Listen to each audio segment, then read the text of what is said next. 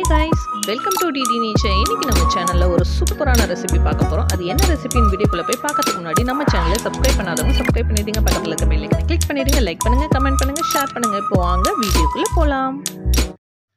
ரொம்ப சிம்பிளாக 10 மினிட்ஸில் செய்யக்கூடிய ஒரு ஸ்பெஷல் ஸ்வீட் தான் இது. ஸோ குழந்தைங்களுக்கு வந்து நம்ம ஈவினிங் ஸ்நாக்ஸாவோ இல்லை மார்னிங் ஸ்நாக்ஸாவோ கூட குழந்தைங்களுக்கு செஞ்சு கொடுக்கலாம் லீவ் டைமில். பெரியவங்களும் வந்து ரொம்ப விரும்பி சாப்பிடுவாங்க. ரொம்ப ஹெல்த்தியான ஒரு ஸ்வீட்ஸ் ரெசிபி தான். ஸோ அதனால் வீடியோவை கடைசி வரைக்கும் ஸ்கிப் பண்ணாமல் பாருங்கள். அப்போ தான் உங்களுக்கு வந்து ஃபுல்லாக வந்து எப்படி செய்கிறோம் அப்படின்றது உங்களுக்கு தெரியும். ஸ்கிப் பண்ணிங்கன்னா இடையில நம்ம என்னென்னலாம் இன்க்ரீடியன்ஸ் வந்து ஆட் பண்ணியிருக்கோம் அப்படின்றது தெரியாமல் போயிடும். ஸோ இந்த ஸ்வீட் ரெசிபி எப்படி செய்கிறது நம்ம வீடியோக்குள்ளே போய் பார்க்கறதுக்கு முன்னாடி நம்ம சேனலை சப்ஸ்கிரைப் பண்ணாதவங்க புதுசாக பார்க்குறீங்க அப்படின்னா சப்ஸ்கிரைப் பண்ணிடுங்க. பக்கத்தில் இருக்க பெல் ஐக்கனை கிளிக் பண்ணுங்கள். கூடவே ஆல் இன் ஐக்கனையும் கிளிக் பண்ணுங்கள். அப்போ தான் நான் போடுற ஒவ்வொரு வீடியோவும் மொபைல் கூட நோட்டிஃபிகேஷனாக வரும், அப்டேட் ஆகிட்டே இருக்கும் நியூ வீடியோஸ். ஸோ எதுவும் டவுட்னாலும் கமெண்ட் பாக்ஸில் கமெண்ட் பண்ணுங்கள். இப்போ வாங்க வீடியோக்குள்ளே போயிடலாம். இப்போ ஒரு பாத்திரத்தில் நம்ம ஒரு 1/4 டம்ளர் தண்ணி விட்டுக்கலாம். பால் கொழுக்கட்டைக்கு சர்க்கரையும் ஆட் பண்ணலாம். அடுத்து வந்து வெல்லம், நாட்டு சர்க்கரை, அந்த மாதிரி எல்லாமே வந்து ஆட் பண்ணிக்கலாம். நம்ம ஸ்வீட்டுக்கு என்ன தேவையோ அது. ஸோ நான் வந்து வெல்லம் தான் ஆட் பண்ணுறேன்.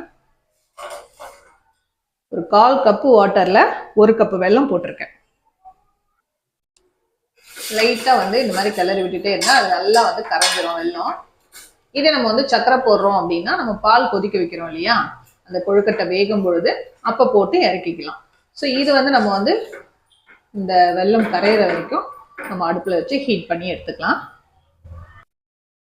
நல்லா கொதிக்கிது பாருங்க, சீக்கிரமாக வந்து கரைஞ்சிரும் வெல்லம்லாம்.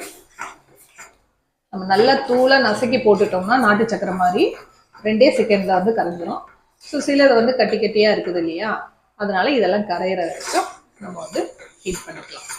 ரொம்ப காய்ச்சிட்டோம்னா பாகு மாதிரி ஆகிடும். ஸோ ரொம்ப பாகு மாதிரி எடுக்கக்கூடாது, இது கரைஞ்சாலே போடணும்.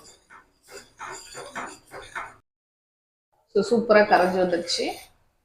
பெரிய பெரிய கட்டியாக இருந்ததெல்லாம் வந்து பாருங்கள் நல்லா கரைஞ்சிடுச்சு.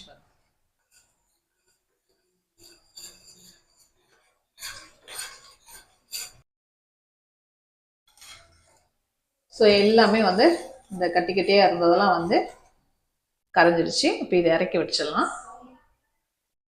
இப்போது இடியாப்ப மாவை இந்த மாதிரி ஒரு கனமான ஒரு பாத்திரம் எடுத்துக்கோங்க. அதில் நமக்கு தேவையான அளவுக்கு ஒரு 1/2 கப்பு ஆட் பண்ணிக்கிறேன் நான்.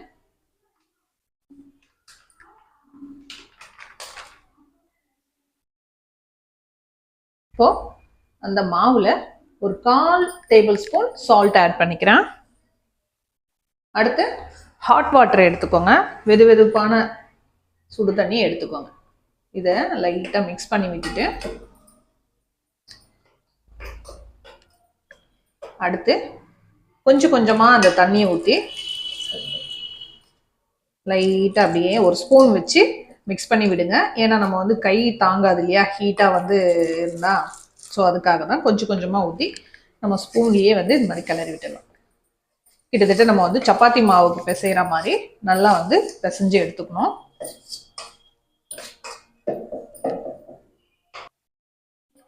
இந்த ஸ்டேஜுக்கு வந்து கிளறி விட்ட பிறகு நெய் ஆட் பண்ணிக்கலாம். 1 டேபிள் ஸ்பூன் ஆட் பண்ணிக்கோங்க. வேணும்னா எக்ஸ்ட்ரா கூட ஆட் பண்ணிக்கலாம். ஆட் பண்ணி இதை இந்த மாதிரி கிளறி விட்டுக்கோங்க. இப்போ இந்த ஸ்டேஜில் நம்ம என்ன பண்ணலாம்னா கையிலேயே வந்து பிசைஞ்சு எடுத்துக்கலாம்.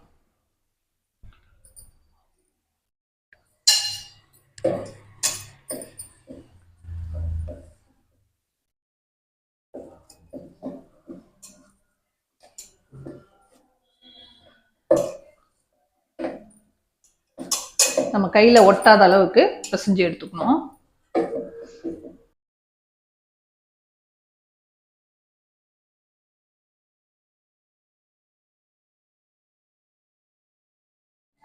நல்லா வந்து இந்த பாத்திரத்தில் ஒட்டவே இல்லை பாருங்க, அந்த அளவுக்கு வந்து பிசைஞ்சாச்சு. அடுத்து இந்த மாதிரி நம்ம பால் மாதிரி வந்து உருட்டி எடுத்துக்கலாம். இப்படியும் வந்து உருட்டி எடுக்கலாம். அப்படி இல்லைன்னா பால் கொழுக்கட்டைக்கு நமக்கு என்ன ஷேப் வேணுமோ அந்த ஷேப்ல வந்து இந்த மாதிரி திரட்டி எடுத்துக்கலாம். உருட்டி எடுத்துக்கலாம். இப்போ இது எல்லாத்தையுமே வந்து உருட்டி எடுத்துக்கலாம்.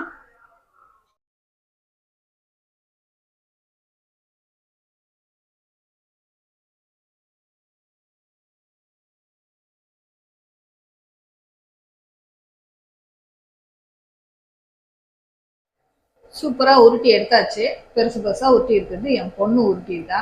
ஸோ அவளுக்கு பெரிய சைஸாக வேணும் அப்படின்றதுனால ஸோ நமக்கு என்ன ஷேப்பில் வேணுமோ அந்த மாதிரி உருட்டி எடுத்துக்கலாம். ஸோ பால் கொழுக்கட்டைக்கு இது ரெடி பண்ணியாச்சு அரிசி மாவை. அடுத்து என்ன பண்ண போகிறோம் அப்படின்றத பார்க்கலாம். ஸோ ஒரு பாத்திரத்தில் ஒரு 1.5 டம்ளர் தண்ணி ஆட் பண்ணிக்கிறேன். நான் சுடு தண்ணியை தான் ஆட் பண்ணுறேன். ஸோ சுடு தண்ணி ஆட் பண்ணியாச்சு. இப்போ நம்ம எடுத்து வச்சிருக்க இந்த பால்ஸ்லாம் எல்லாம் போட்டுக்கலாம்.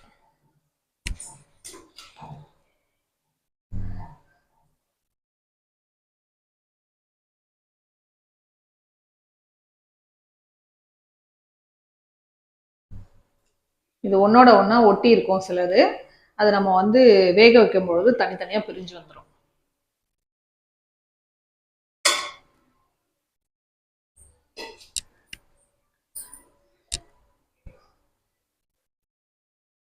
இன்னும் கொஞ்சம் தண்ணி ஆட் பண்ணிக்கலாம். ஏன்னா குவான்டிட்டி அதிகமாக இருக்கு இல்லையா.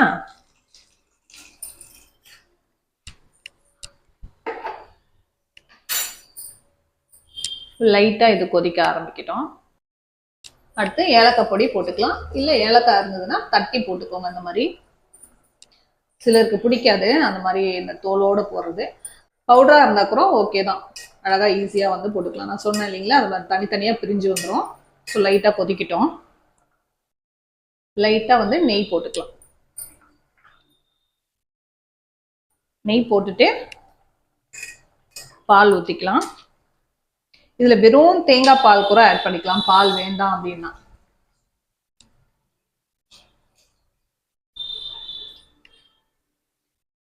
ஸோ எப்படி வேணுனாலும் செய்யலாம். பால் கொழுக்கட்டை சூப்பராக இருக்கும்.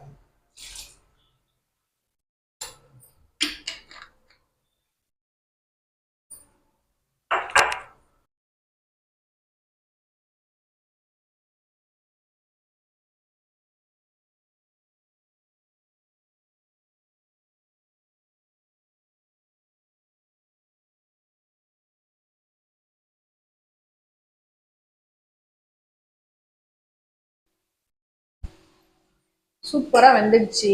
இந்த ஸ்டேஜில் நம்ம துருவி வச்சிருக்க தேங்காவை ஆட் பண்ணிக்கலாம்.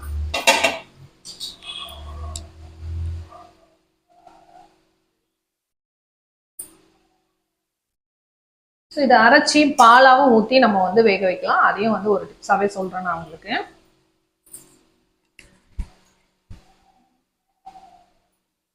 நல்லா வந்து மிக்ஸ் பண்ணி விட்டுடலாம். ஒரு 2 நிமிஷம் இது வந்து வெந்தால் போதும். இன்னும்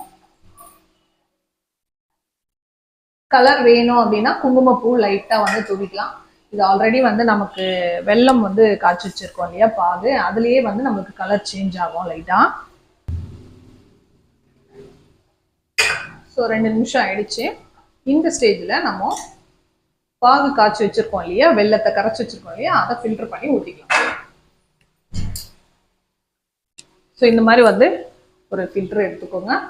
ஏன்னா லைட்டாக அதான் மண்ணுக்குன்னு இருக்கும், அதுக்காக தான் இதை ஃபில்டர் பண்ணுறது.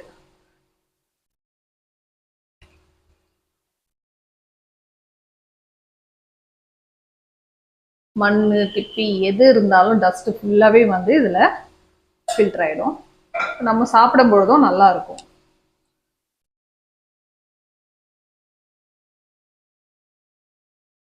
இங்கே பார்த்தீங்களா எவ்வளோ டஸ்ட்டு திப்பி மண் எல்லாமே இருக்கும் இதில். ஸோ அதுக்காக இந்த மாதிரி வந்து நம்ம வெல்லத்தை கரைச்சிட்டு ஃபில்டர் பண்ணோம்னா ரொம்பவே சூப்பராக இருக்கும். ஸோ லைட்டாக வந்து மிக்ஸ் பண்ணி விட்டுடலாம். அந்த ஸ்வீட் தன்மை வந்து நம்ம போட்டிருக்கோம் இல்லையா, அந்த உருண்டையில் நல்லா ஏறும் பால் கொழுக்கட்டையில். ஸோ நான் சொன்ன மாதிரி கலர் சேஞ்ச் ஆகிடுச்சு பாருங்கள். ஸோ குங்குமப்பூ தேவைன்னா ஆட் பண்ணிக்கலாம். அது இன்னும் கொஞ்சம் வேறு மாதிரி ஃப்ளேவர் வரும். தனித்தனியாக பிரிஞ்சிடுச்சு பாருங்க. ஏதோ 1 2 வந்து ஒட்டிக்கிட்டு இருக்கோம். ரொம்ப ஒரு 2 நிமிஷம் விட்டால் போதும், சூப்பராக வந்து வெந்துடும். பால் கொழுக்கட்டை ரெடி. இதை வந்து இப்படி தான் செய்யணும், ரொம்ப டேஸ்ட்டாக இருக்கும். இப்போ சூப்பராக ரெடி ஆயிடுச்சு. இந்த பால் கொழுக்கட்டையை என் பொண்ணுக்கு கொடுக்க போகிறேன். டேஸ்ட் எப்படி இருக்குன்னு பார்த்துட்டு சொல்லுவாங்க நம்ம. அவங்களுக்காக தான் செய்யவே ஆரம்பித்தேன். குழந்தைங்க வந்து ரொம்ப விரும்பி சாப்பிடுவாங்க இந்த பால் கொழுக்கட்டையை. ஸோ அதனால் வீட்டில் ஃப்ரீயாக இருக்கப்போ இந்த மாதிரி செஞ்சு கொடுங்க. ரொம்ப ஹெல்த்தியாகவும் இருக்கும். ரொம்ப ஈஸியாக வந்து செஞ்சு கொடுவது தான் இது. ஸோ ரொம்ப நேரம்லாம் எடுக்காது.